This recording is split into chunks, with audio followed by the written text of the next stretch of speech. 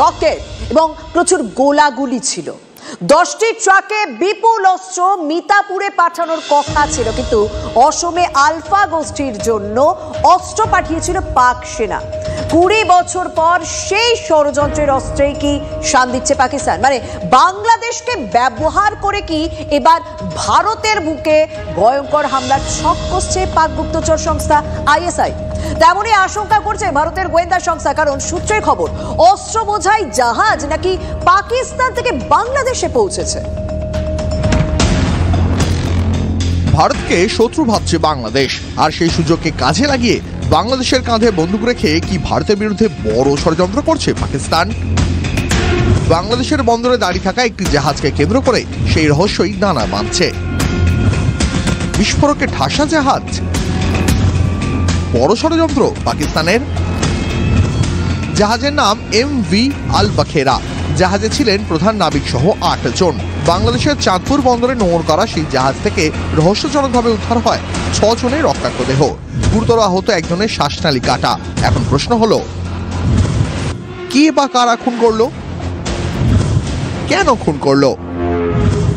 বাংলাদেশ প্রশাসনের দাবি জলদস্যুরা হামলা করতে পারে, কিন্তু সেই উত্তরে সন্তুষ্ট হচ্ছে না ভারতের গোয়েন্দা সংস্থা।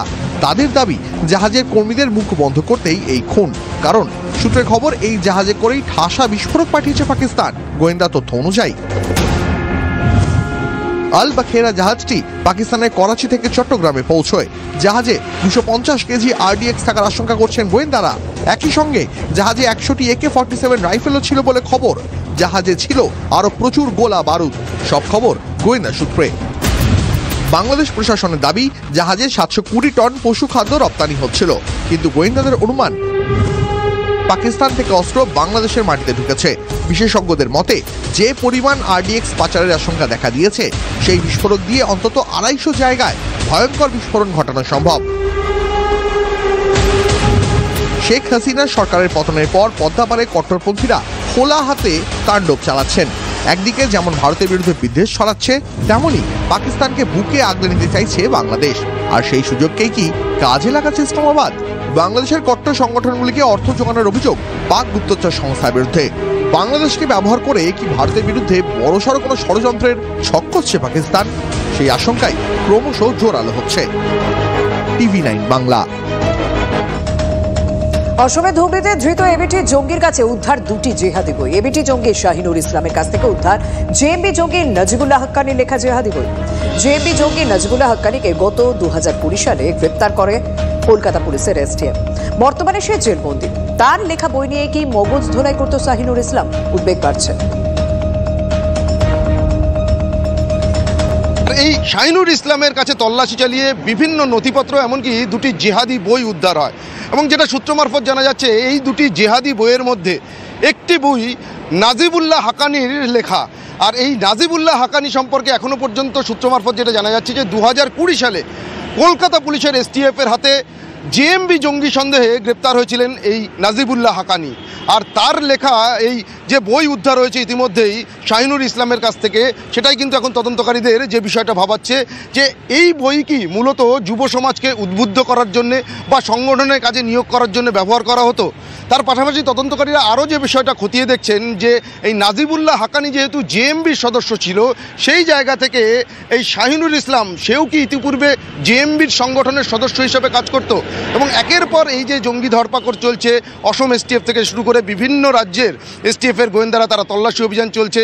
আর এই ধরপাকড়ের হাত থেকে নিজেকে দূরে সরিয়ে রাখতেই কি জেএমবি থেকে সে আনসারুল্লাহ বাংলা টিমের সদস্য হিসেবে কাজ শুরু করেছিল? এই সমস্ত বিভিন্ন দিক কিন্তু এখন তদন্তকারীরা জিজ্ঞাসাবাদের মধ্যে দিয়ে জানার চেষ্টা করছেন। ক্যামেরায় সমরের সঙ্গে সুপ্রিয় গুহ, TV9 বাংলা। আর এদিকে জঙ্গি অনুপ্রবেশ আবহে বাংলায় জালে অস্ত্র পাচারকারী রাজ্যে ফের অস্ত্রসহ একজনকে গ্রেপ্তার করা হলো। উত্তর 24 পরগনার নারায়ণপুর থানা এলাকা থেকে বেঙ্গল STF এর জালে এক আন্তঃরাজ্য অস্ত্র পাচারকারী। ধৃতের কাছ থেকে উদ্ধার একটি সেমি অটোমেটিক পিস্তল, 10 রাউন্ড তাজা কার্তুজ। অস্ত্র আইনে মামলা রুজু নারায়ণপুর থানা। বিহার থেকে অস্ত্র এনে বাংলায় বিক্রির ছক ছিল ধৃতের। বর্ষা শেষে উৎসবের আবহে অস্ত্র উদ্ধার ভাবাচ্ছে গোয়েন্দাদের। অভিযুক্তের থেকে কে হাত বদল করত এই অস্ত্র, তা জানতে চাইছেন গোয়েন্দারা। আর এই অবস্থাতেই দেখুন পরপর জঙ্গি গ্রেপ্তার হচ্ছে রাজ্য থেকে। বাড়তি সতর্কতা স্বাভাবিকভাবে গঙ্গাসাগর মেলায়। কঠোর নিরাপত্তায় নামখানা পয়েন্ট, সাগর মেলার অন্যতম রুট হিসেবে নামখানা পয়েন্টকে বেছে নেন পুণ্যার্থীরা। এছাড়া হাতানিয়া দোয়ানিয়া আন্তর্জাতিক জলপথ রয়েছে, আর এই পথে প্রতিদিন অসংখ্য বাংলাদেশি বাস চলাচল করে। বাংলাদেশিদের অনুপ্রবেশ এবং অশান্তির আবহে গুরুত্ব বেড়েছে এই নদীপথের অপ্রীতিকর পরিস্থিতি এড়াতে নামখানাকে আঁটোসাঁটো নিরাপত্তায় মুড়ে ফেলতে গতকালই বৈঠক করেন সুন্দরবন পুলিশ জেলার অতিরিক্ত পুলিশ সুপার কৌস্তব দীপ্ত আচার্য। এই পয়েন্টে বাড়ানো হয়েছে ড্রপ গেটের সংখ্যা সহ ওয়াচ টাওয়ার এবং সিসি ক্যামেরা। নাশকতা রুখতে থাকবে পুলিশের প্রশিক্ষিত কুকুর। নাশকতা রুখতে নিশ্চিত নিরাপত্তায় মুড়ে ফেলা হচ্ছে নামখানা